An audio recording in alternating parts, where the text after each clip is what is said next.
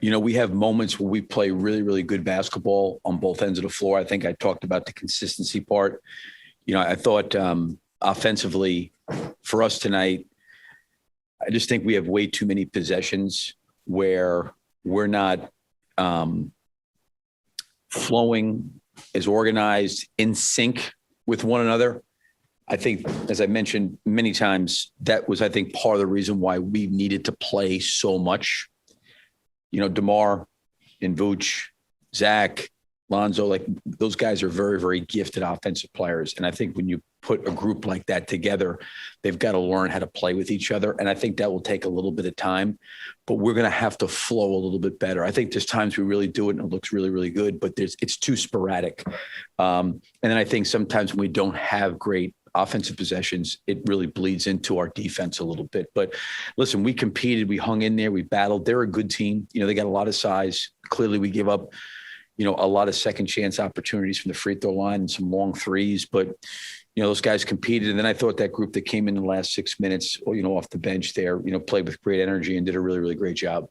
When you see Zach have a night where he gets to the free throw line 10 times, you've talked so much about him getting downhill and playing in attack mode all game. Is that kind of what you're looking for from him to take his next step? So I think one of the things that these guys are all adjusting to, in my opinion, they're probably better off to talk to, but just seeing, what's happening is I think there's obviously been some rule changes, with guys shooting the basketball. What's an offensive foul trying to draw a foul? Are you jumping out of your space? Is it a non-basketball act? But also I think, some of those plays on both ends of the floor, there's a lot more contact now. And I think there's probably got to be a middle ground of, yes, there was certainly a lot of times where guys felt somebody or jumped into somebody and, it wasn't an offensive foul, it was called a defensive foul. And I think the officials and the players are getting adjusted to that part of it.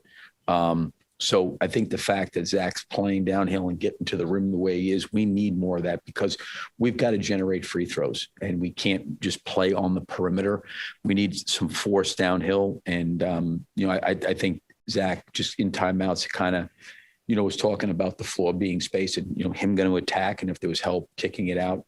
But he was definitely, getting there. And listen, I'm not saying for us at all. I just think that there's a lot the players are getting used to from an offensive standpoint of what was necessarily maybe called last year as fouls is maybe all that stuff's not being called this year.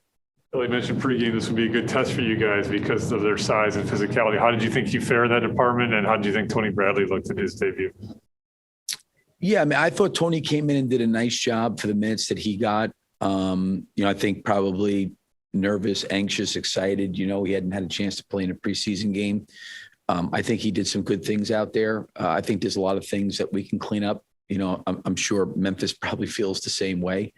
But I thought he did a good job. And, I think our team, we just need to keep getting better. It's been a great group to work with. I think when you put things in front of them, they really try to do what you ask them to do to get better. But, this is going to be a journey with this group. And, we'll have coming out of this, we'll practice tomorrow, which will be light. We'll be off on Sunday. And then we've got a couple of days and then we open. So I think the guys, this training camp really did a really, really good job just trying to get to know each other on the court, playing together, trying to create an identity. But I'm just hopeful we'll put in the work each and every day and we can keep getting better. But it's been a great group and they've done a good job.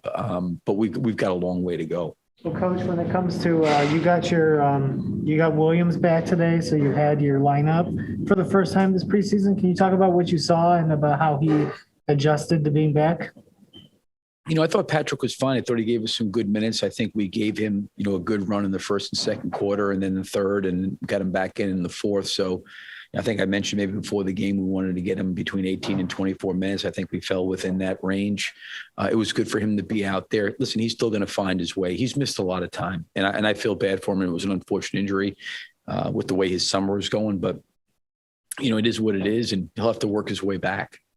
It's a little bit of a moment there where it looked like you had him at the 5, like just for a couple possessions. Do you see that as a look you could potentially go to? Possibly. I think that, I was actually hoping they wouldn't put Steven Adams back in the game. That made it a little bit difficult. But no, I think playing that's got to be something that we have to look at. That's been one of the things from my perspective of not being able to kind of look at has been him there. with some different lineups. We have in practice used those 4 guards with DeMar and Alex and Zach and Lonzo, with Vooch. But that would be one thing I would have liked to have had a chance to look at a little bit just to see what it looked like. And he's never played there before. And I think when he was looking around, he's like, I'm at the 5. I'm like, yeah, you're at the 5. Well, I just did it, just to see. But when Steven Adams came in, we had maybe 1 or 2 possessions, and then I got Vooch back in.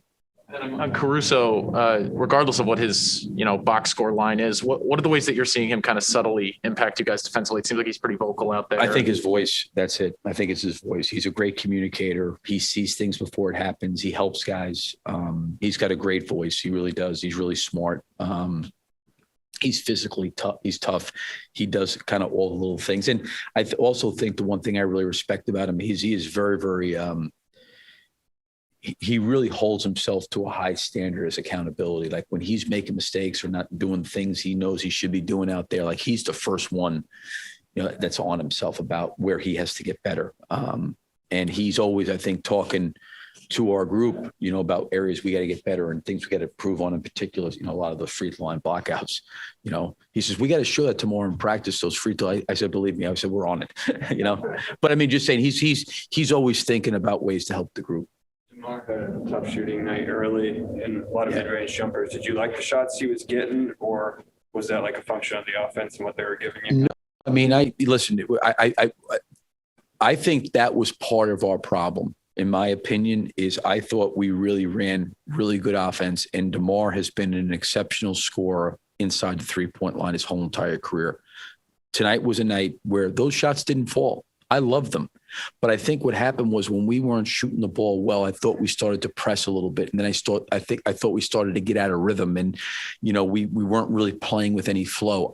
When they took the first time out in the first quarter, I loved the way we were playing. We were kind of playing great. But then after that, we missed some shots and we went through a couple droughts. Now there was some shots that I thought we took on the break that were no pass jump shots where we got to play a little bit more downhill. But for the most part, the way the game started, we were playing really, really well.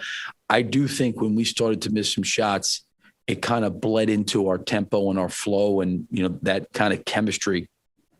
But I think if you asked DeMar, he would tell you I thought he was getting really, really, for him, I'm totally comfortable with all the shots he got tonight. And, I think he was 3 for 12 in the first half or whatever it was. But you know what, with those kind of looks, he's not going to be that was kind of just a night where it was probably an outlier for him.